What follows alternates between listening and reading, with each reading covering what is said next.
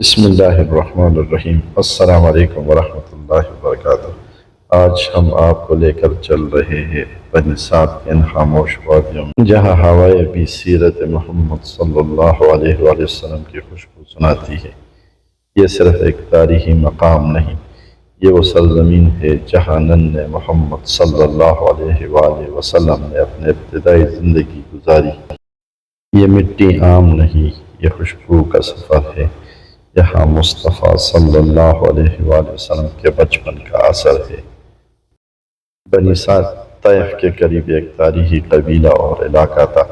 عرب میں اس زمانے میں رواج تھا کہ مکے کے بچوں کو دیہاتی علاقوں میں بھیجا جاتا تاکہ وہ خالص عربی زبان، محفوظ صحت اور صحرا کی سادہ زندگی سیکھ سکے۔ اس لیے ننھے محمد صلی اللہ علیہ وآلہ وسلم کو بھی دودھ پلانے اور پرورش کے لیے بنی سعد بھیجا گیا۔ اس وقت کوئی نہیں جانتا تھا کہ یہی بچہ ایک دن پوری انسانیت کے لیے رحمت بنے گا۔ حضرت حلیمہ سعدیہ رضی اللہ تعالیٰ عنہا اپنے شوہر کے ساتھ مکہ آئی تاکہ کسی بچے کو لے جائیں۔ ان کا اونٹ کمزور تھا، سواری سست تھی، غربت تھی اور قافلے کی سب عورتیں ان سے آگے نکل گئی تھی۔ جب وہ مکہ پہنچی تو کسی نے یتیم بچے محمد صلی اللہ علیہ وآلہ وسلم کو لینے میں دلچسپی نہ دکھائی۔ لوگ سوچتے تھے کہ یتیم بچے سے زیادہ مالی فائدہ نہیں ہوگا۔ آخر کار حضرت حلیمہ رضی اللہ تعالیٰ عنہ نے فرمایا، خالی ہاتھ واپس جانے سے بہتر ہے کسی یتیم بچے کو لے کر چلو۔ لیکن جیسے ہی انہوں نے محمد صلی اللہ علیہ وآلہ وسلم کو اپنے گود میں لیا، سب کچھ بدل گیا۔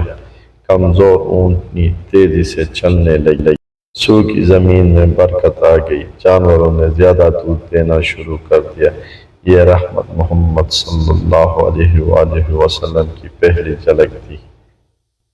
بنی سعد کی وادیوں میں رسول اللہ صلی اللہ علیہ وآلہ وسلم نے بچپن گزارا۔ یہاں آپ صلی اللہ علیہ وآلہ وسلم نے خالص عربی سیکھی، صحرا کی سادہ زندگی دیکھی اور فطرت کے قریب زندگی گزاری۔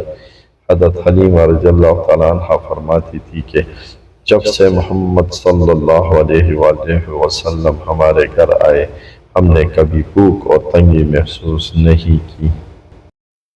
یہاں پر قبیلے والے حیران ہوتے کہ ان کے جانور کم دودھ دیتے ہیں مگر حلیمہ کے جانور پر لے کر واپس آتی ہے۔ یہ صرف ایک بچے کی آمد نہیں، یہ رحمت کی آمد تھی۔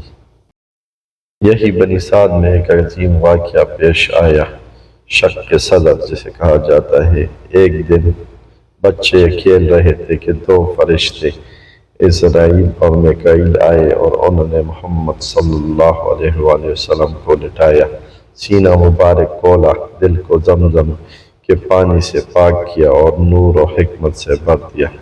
بچے گھبرا کر حضرت حلیمہ رضی اللہ تعالیٰ عنہ کے پاس گئے۔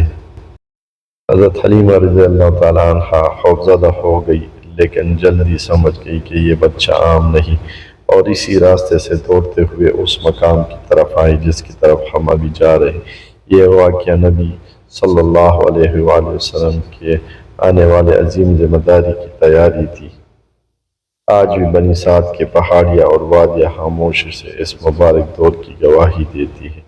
جب انسان یہاں آتا ہے تو محسوس کرتا ہے کہ شاید انہی راستوں پر ننھے محمد صلی اللہ علیہ وآلہ وسلم چلے ہوں گے، شاید انہی پہاڑوں کو دیکھا ہوگا، اور یہی ہوائیں اس مبارک بچپن کی خوشبو اپنے ساتھ لیے پھرتی ہے، اور یہی وہ مقام ہے جہاں پر شق صدر کا واقعہ پیش آیا۔ بنی سعد ہمیں یہ سکھاتا ہے کہ اللہ جب کسی کو چن لیتا ہے تو اس کی برکتیں ارد گرد کی دنیا کو بھی بدل دیتی ہے۔ وہ بچہ جس نے دنیا بدلنی تھی، وہ انہی وادیوں میں کھیلا تھا۔ یہ بنی سعد کی مٹی نہیں، فقط یہ رحمتوں کا قافلہ تھا، جہاں حضرت حلیمہ سعدیہ کے گھر پر برکتیں نازل ہوئی، اور جہاں آسمان نے ایک عظیم نبی صلی اللہ علیہ وآلہ وسلم کی حفاظت کا اعلان کیا۔ ہر وادی گواہی دیتی ہے خاموشی سے، یہ بنی سعد ہے، یہ رحمتوں کا گھر ہے۔ اگر آپ کو یہ سفر پسند آیا تو ویڈیو کو لائک اور شیئر کریں۔ اور آگے سیرت کے سفر میں ہمارے ساتھ جڑے رہیے۔ والسلام۔